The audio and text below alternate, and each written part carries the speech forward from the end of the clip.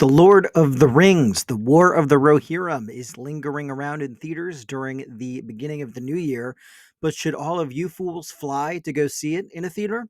Well, stick around here and I will give you my opinion. Hello, welcome back to the channel. My name is Sean and I absolutely love movies and I love The Lord of the Rings. Now, I should definitely preface this review by saying that I am a massive fan of the LOTR films and a moderate fan of the Hobbit movie trilogy, but I am by no means an expert on the books and other facets of the kind of Lord of the Rings extended universe. So, if you watching this are a true Tolkien head who feels as though the War of the Rohirrim spits in the face of the Lord of the Rings identity for some reason, I encourage you to, healthfully tell me as much in the comments. I'm going to review the film in my capacity as a diehard fan of the LOTR movies and a moderate fan of everything else in the universe. I'm not like an encyclopedic expert on the subject. The Lord of the Rings, The War of the Rohirrim is an anime fantasy movie. It is directed by Kenji Kamiyama. I hope I'm pronouncing that correctly. And it is produced by New Line Cinemas and Warner Brothers Animation. The movie takes place around 200 years before the events of the original Lord of the Rings trilogy, and it tells the story of Helm Hammerhand, played by Brian Cox, and his offspring as they defend their kingdom of Rohan against an attempted takeover by former subjects. Because I got around to this film a few weeks after I initially intended, I had already heard some mixed reactions before going into the theater. I also read a theory that the film was fast tracked in order to keep New Line Cinemas from losing the film adaptation rights to the LOTR books. I'm not quite sure if that's true, but it did give me concerns, as it's never a good sign when a studio rushes into like an IP thing just because they don't want to lose the rights to adapt the property.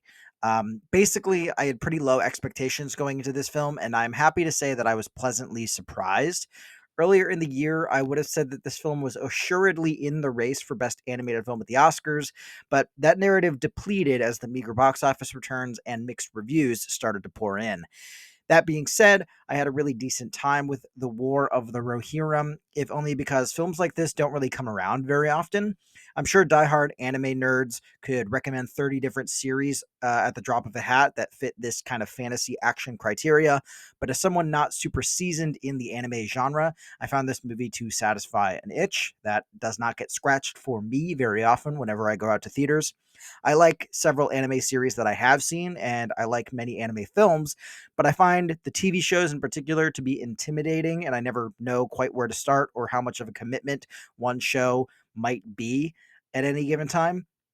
Some of those anime shows have like hundreds and hundreds of episodes and spin-offs and lore that I just feel like I would probably enjoy, but that would just be impossible to break into at this point. To have a fantasy action anime thing come out and be part of a world that I already knew, Lord of the Rings, was totally my vibe, and I welcomed it with open arms. I liked the various war planning sessions and betrayals and fight scenes here. I don't think the movie does end up in the best animated feature conversation now that, Inside Out 2 and The Wild Robot and even Flow have been kind of wrestling for frontrunner status week after week. But I still was perfectly down for everything War of the Rohirrim had to offer. I'm sort of bummed that the movie did so poorly at the box office. To be honest, it became available on digital around Christmas time, only 2 weeks after being released in theaters. That's not uncommon for movies now, especially when they don't hit at the box office, but it can sometimes prevent movies from finding their legs financially and building up some momentum with audiences over time. I'm not claiming that that would have absolutely happened with this movie, but it's a shame that we will now never really know. Cinema scores from audiences were a B, which isn't necessarily what a big studio wants to hear when they release a film that's part of an iconic franchise. That means that audiences didn't necessarily get what they were hoping for when they walked into the theater. Critics were mixed, as I said earlier, and the movie finished in fifth place on its opening weekend behind Moana 2, Wicked, Craven the Freakin' Hunter, and Gladiator 2. Three of those films were kind of big cultural moments or family events, so I get that. But to be beaten by Craven the Hunter is just an embarrassment for the ages. Even as a Marvel comic book nerd, I can recognize that Craven the Hunter is you shouldn't be beaten by Craven the Hunter. You just shouldn't. However, I am still going to stand by my takes here and say that The War of the Rohirrim is worth watching and unique as far as theatrically released animated films go.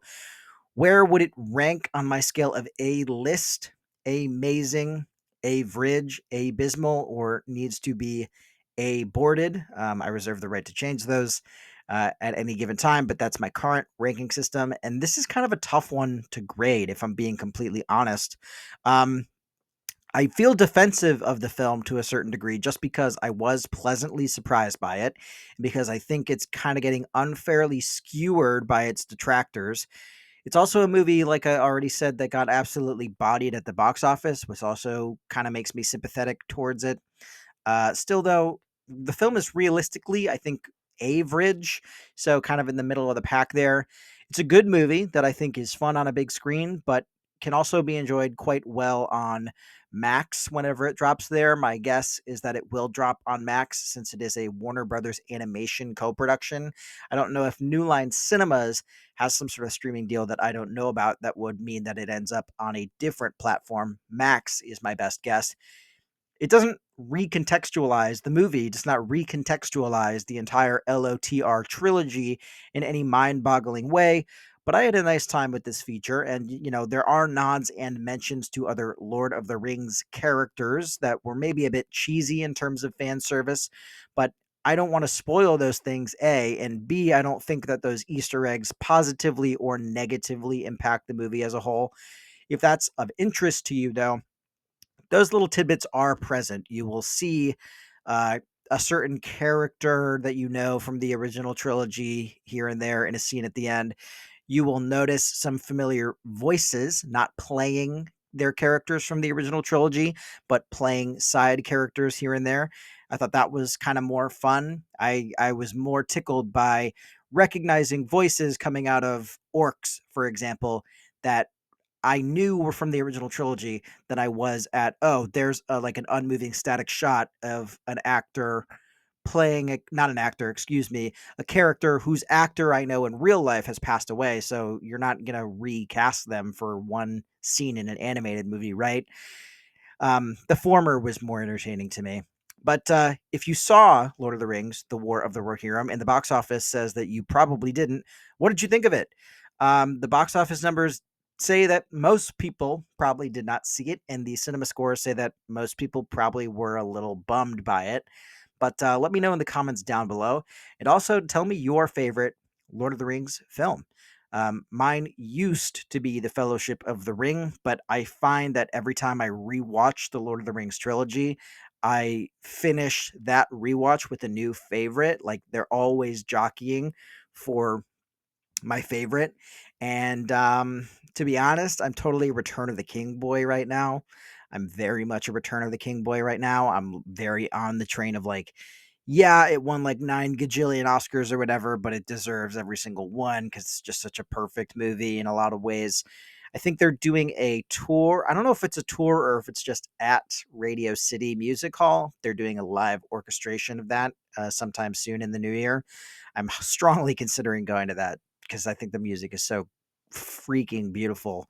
And, every time I even think about my friends, You Bow to No One, I get emotional and teary eyed. That's neither here nor there, though. And I don't think I'm alone in that, by the way. I don't think I'm out of pocket for claiming that.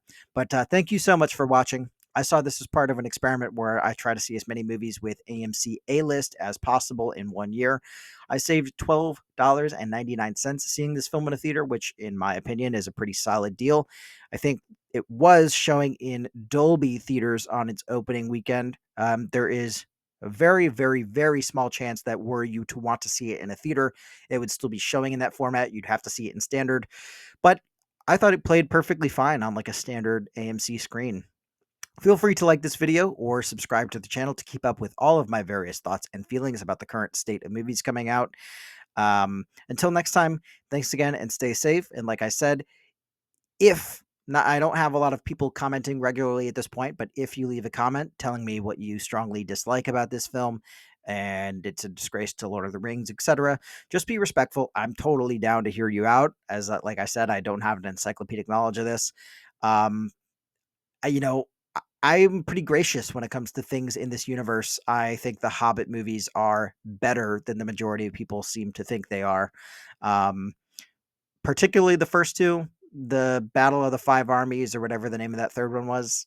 That one's probably a little bit harder to defend in many ways, but maybe I'll talk about that somewhere down the line, somewhere, somehow. Anyways, like I said, thank you very much. I hope your new year has been spectacular thus far, and I'll see you next time. Bye.